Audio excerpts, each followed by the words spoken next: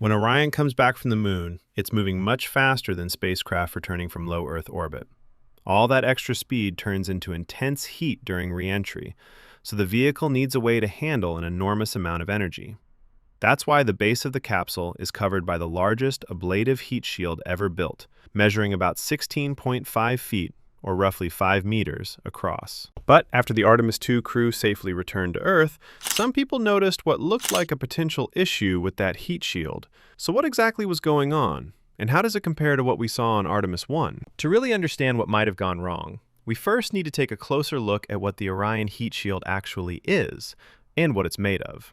As I said, the heat shield job is to protect the crew as Orion screams back into Earth's atmosphere at roughly 25,000 miles per hour, about 40,000 kilometers per hour, facing temperatures close to 5,000 degrees Fahrenheit, 2,760 degrees Celsius, about half as hot as the surface of the Sun. Unlike the Spacex Starship reusable heat shield, the Orion heat shield is ablative, like the ones used on the Apollo command module. Ablative materials work by intentionally burning and breaking down under heat. As they heat up, they release gas that carries heat away, and they leave behind a charred, insulating layer that protects the spacecraft underneath. To be fair, the space shuttle used reusable tiles, but those were only designed for lower-speed reentries, so NASA had to go back to ablative heat shields. The outer layer of the shield is made up of 186 individual blocks of a material called Avcoat, a modernized version of what was used on the Apollo missions. These blocks are attached to a strong titanium framework and composite backing that give the shield its shape and help it handle the intense forces of reentry and splashdown. As Orion descends, the Avcoat doesn't just resist the heat.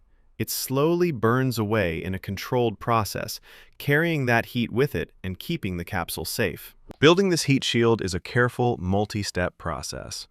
The Avcoat starts out as large blocks made at NASA's Michoud Assembly Facility in New Orleans, then gets shipped to Kennedy Space Center in Florida. There, each block is precisely machined into one of 186 unique shapes before being fitted onto the shield. Engineers check everything closely, looking for tiny gaps or imperfections between the blocks. Any gaps are filled with adhesive and inspected again to make sure the surface is as seamless as possible. Once all the blocks are in place, the entire heat shield goes through thermal cycle testing to confirm everything is bonded correctly and can handle the huge temperature swings of spaceflight. After that, it's coated in white epoxy paint, and strips of aluminized tape are added to help manage electrical charge and temperature. Once all the testing is complete, the heat shield is finally bolted onto the crew module. And just like that, you've got a spacecraft ready to carry people to the moon and safely bring them back home. So now that we know what Orion's heat shield is made of, let's get to the big question. How did it actually perform during Artemis II? The mission wrapped up in spectacular fashion, with the crew blazing back through Earth's atmosphere before splashing down last Friday, April 10th, after a 10-day trip around the moon. All 4 astronauts, Reed Wiseman, Victor Glover, Christina Cook, and Canadian Space Agency astronaut Jeremy Hansen, returned safely, marking a major success for NASA. And the moment Orion hits the water, the inspection process begins. Even before the capsule is lifted onto the recovery ship, divers move in to capture detailed photos of the heat shield exactly as it is, untouched after re-entry. That's crucial because it preserves any patterns or marks before handling can alter them. At the same time, aircraft overhead are gathering high-resolution imagery during descent, giving engineers multiple angles on how the spacecraft behaved as it came in. Still, it didn't take long for people in the spaceflight community to start asking questions. A close-up image that circulated online seemed to show a large chunk missing from the underside of Orion, right where the heat shield is. Now, some material loss is completely normal. That's how ablative shields work. But the photo got people wondering if something unusual had happened. NASA Administrator Jared Isaacman quickly stepped in to clear things up. According to him, what people were seeing wasn't missing material at all.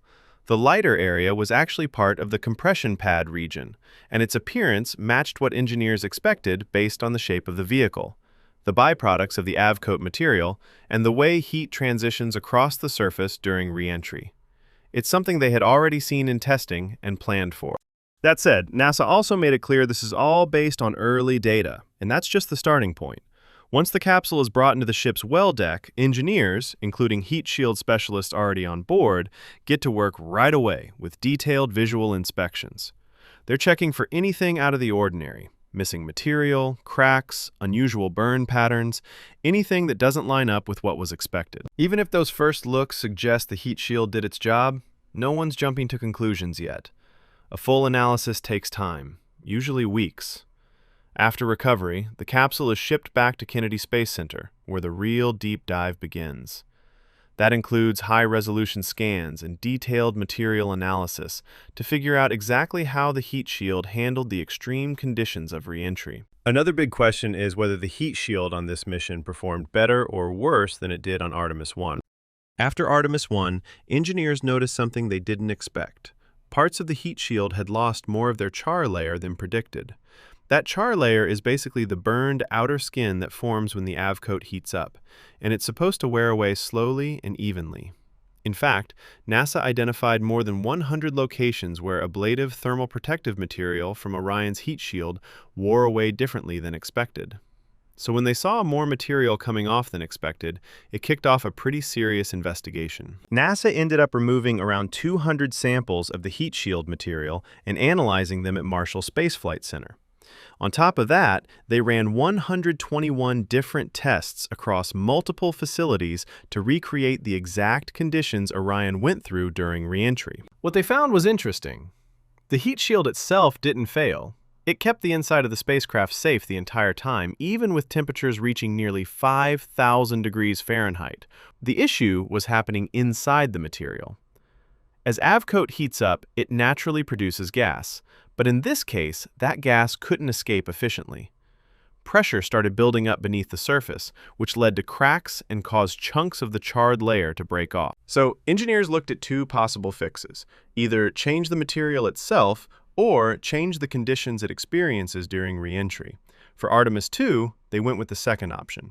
They tweaked the reentry trajectory so Orion would spend less time in the specific temperature range where that gas buildup tends to happen. In simple terms, they adjusted the flight path to avoid the conditions that caused the issue in the first place. And based on what we've seen so far, that approach seems to have worked. Early data and post-splashdown inspections suggest the heat shield performed really well, with smooth, even ablation and little to no unexpected chunking compared to Artemis I. In recovery photos, it looked noticeably clean and intact, with controlled erosion instead of rough patches or missing sections. It's still early, and a full analysis will take weeks, but the first signs are very positive. The data coming in, from diver inspections to real-time measurements during reentry, all point in the same direction. The heat shield did exactly what it was supposed to do.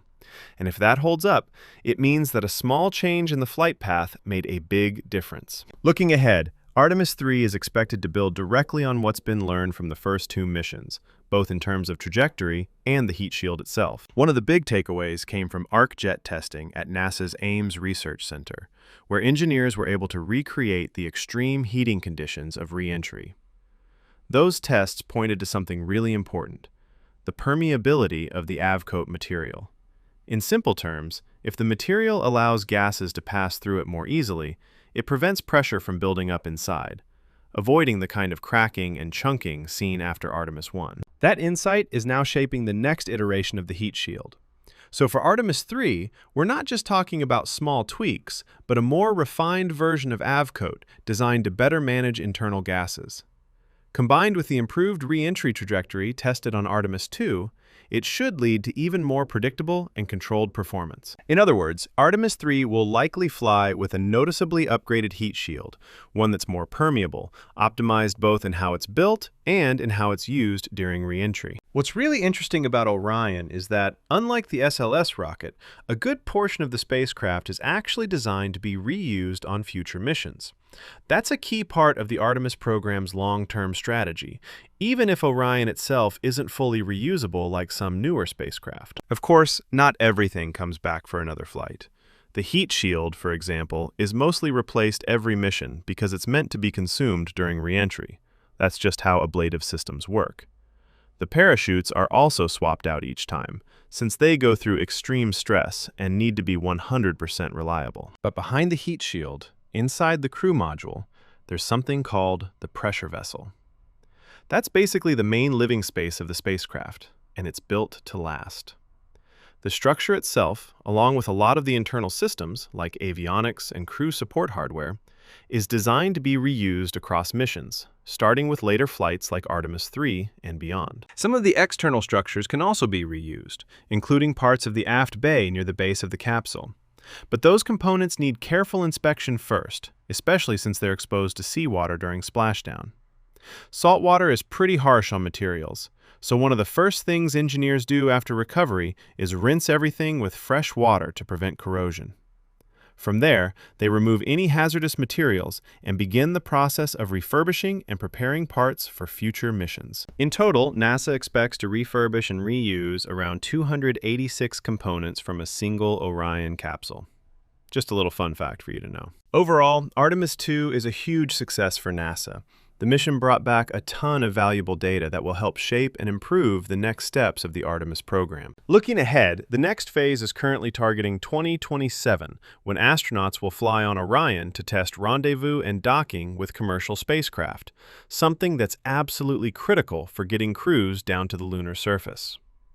Artemis III was originally planned as the moon landing mission, but plans have shifted. NASA has now turned it into more of a demonstration mission to validate the lunar landers being developed by Spacex and Blue Origin. In this updated plan, Artemis III will see astronauts dock their Orion capsule with the lunar lander in low Earth orbit, essentially certifying the full system before committing to a crewed landing. Right now, both companies are in a race to get there first. Blue Origin is aiming for an uncrewed test of its Blue Moon lander soon, while SpaceX is still working through delays with its Starship-based lander and has a few major milestones left to hit. After that, the cadence really starts to pick up. NASA's goal is to send missions to the moon roughly once a year.